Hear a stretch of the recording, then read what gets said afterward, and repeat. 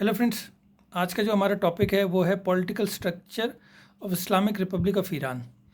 और इसमें देखेंगे कि हमारा जो ये स्ट्रक्चर है ईरान का, वो काफ़ी पावरफुल स्ट्रक्चर है और ना सिर्फ एक इंसान पे या एक इंस्टीट्यूशन पे डिपेंडेंट है, बल्कि देर आर डिफरेंट इंस्टीट्यूशंस जो अपने आप में ही काफ़ी पावरफुल है।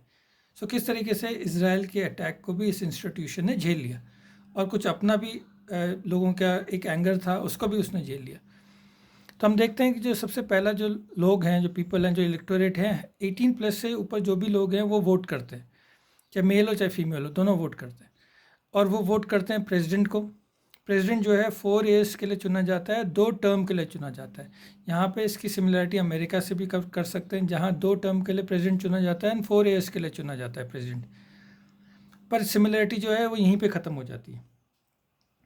ये जो ईरानियन प्रेसिडेंट है is the head of the government, और ये इंपॉर्टेंट चीज़ है कि हेड ऑफ़ द स्टेट जो है वो सुप्रीम लीडर है, लेकिन प्रेसिडेंट जो है वो हेड ऑफ़ द गवर्नमेंट है। वो मैनेज करता है अपनी डोमेस्टिक पॉलिसीज़ को एंड फॉरेन पॉलिसीज़ को मैनेज करता है, फॉरेन में कंट्री को रिप्रेजेंट करता है, लेकिन ओवरऑल जो गाइडेंस है वो तो सुप्रीम लीडर की गाइडेंस में ही करता है।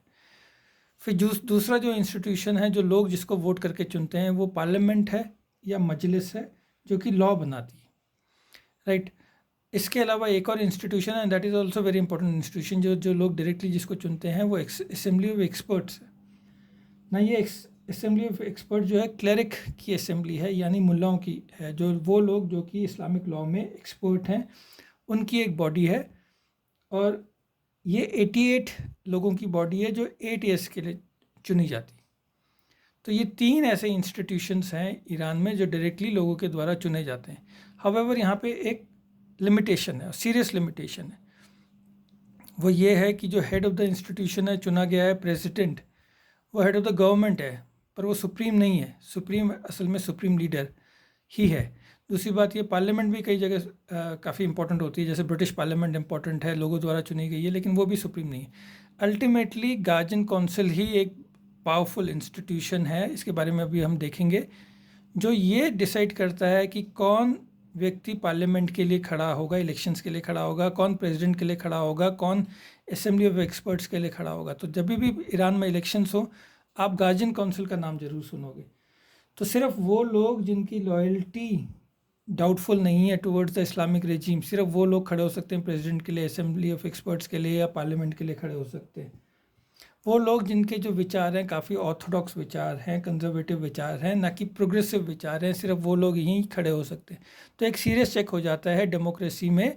दो चीज़ें, एक तो आपके लोगों के पास फ्री चॉइस नहीं है, कई लोग प्रोग्रेसिव आइडियाज़ में भी विश्वास रखते होंगे, एक चेंज भी चाहते होंगे, लेकिन उनके पास ज़्यादा चेंज उनको मिलता नहीं है यहाँ पे। दूसरी बात ये, जो हेड है स्टेट का, वो डायरेक्टली लोगों द्वारा चुना नहीं जाता। तो ये सीरियस लिमिटेशन हो जाती है ईरान में as far as democracy is concern. अब असेंबली ऑफ एक्सपर्ट्स जो हैं वो सुप्रीम लीडर को चुनते हैं ना। सुप्रीम लीडर नाम से ही पता चलता है कि काफ़ी पावरफुल बॉडी है। आयतुल्ला अली खमैनी इस समय है, पर वो चूज़ किए जाते हैं असेंबली ऑफ एक्सपर्ट्स द्वारा। और थ्योरी में तो वो उनके कामकाज को भी देखते हैं, इंक्लूडिंग उनको निकाल भी सकते हैं, लेकिन ये सिर्फ थ्योरी में ही होता है, प्रैक्टिस में ये चीज़ें नहीं होती। प्रैक्टिस में सुप्रीम लीडर ही सुप्रीम है, is the source of real power. तो वो आर्मी के कमांडर इन चीफ हैं, वो हेड के सुप्रीम हैं, is the head of the state. इसके अलावा उनके और पावर हम देख लेते हैं। गार्जियन काउंसिल जो है बॉडी है, गार्जियन काउंसिल 12 क्लरिक्स की बॉडी है। इसमें से 6 जो क्लरिक्स हैं वो सुप्रीम लीडर ही चुनते हैं, और जो 6 हैं बाकी वो जुडिशरी चुनती है। लेकिन जुडिशरी के हेड को भी सुप्रीम लीडर ही चुनते हैं, तो एक तरीके से वो जो 6 जुडिशरी चुनती है उसको भी सुप्रीम लीडर ही चुन रहे हैं। सो गार्जियन काउंसिल 12 लोगों की क्लरिक्स की एक इम्पॉर्टेंट बॉडी है, वेरी इंपॉर्टेंट बॉडी। इसके अलावा मैंने बता दिया, हेड ऑफ जुडिशरी जो है वो सुप्रीम लीडर ही चुन रहे हैं। आर्म्ड फोर्सेस के जो हेड है, इंक्लूडिंग रिवोल्यूशनरी गार्ड के जो हेड है, वो भी सुप्रीम लीडर ही चुन रहे हैं। इसके अलावा एक्सपीडियंसी काउंसिल है।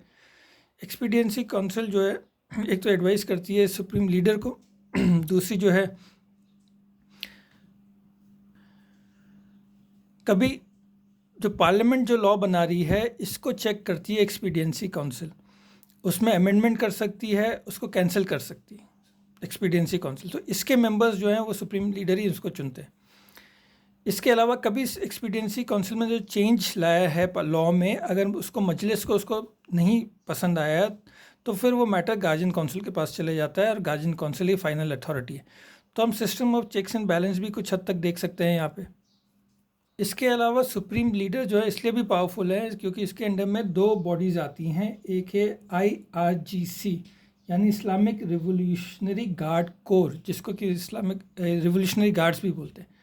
इसका टास्क होता है, ये पैरेलल बॉडी है टू आर्मी और कई बार उससे भी पावरफुल बॉडी है, जिसका टास्क है इस्लामिक रिवोल्यूशन को बचाना इंटरनल उससे डिसेंट से और फॉरेन एग्रेशन से। और इसके साथ साथ जो बाहर जो उसके प्रॉक्सीज़ हैं जैसे कि हुतीज़ हो गया या हिजबुल्लाह हो गया, उनको भी सपोर्ट करती है रिवोल्यूशनरी गार्ड।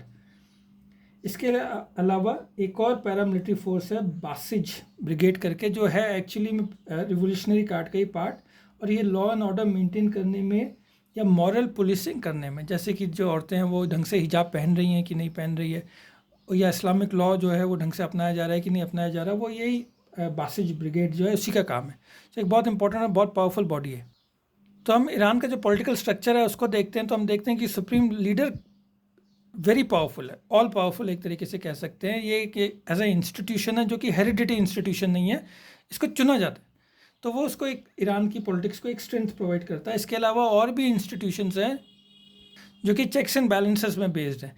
कुछ इंस्टीट्यूशंस हैं जो कि डायरेक्ट इलेक्शंस होते हैं, कुछ इंस्टीट्यूशंस हैं जहाँ की इनडायरेक्ट इलेक्शंस होता है, कुछ इंस्टीट्यूशन हैं जहाँ पे नॉमिनेशन होता है।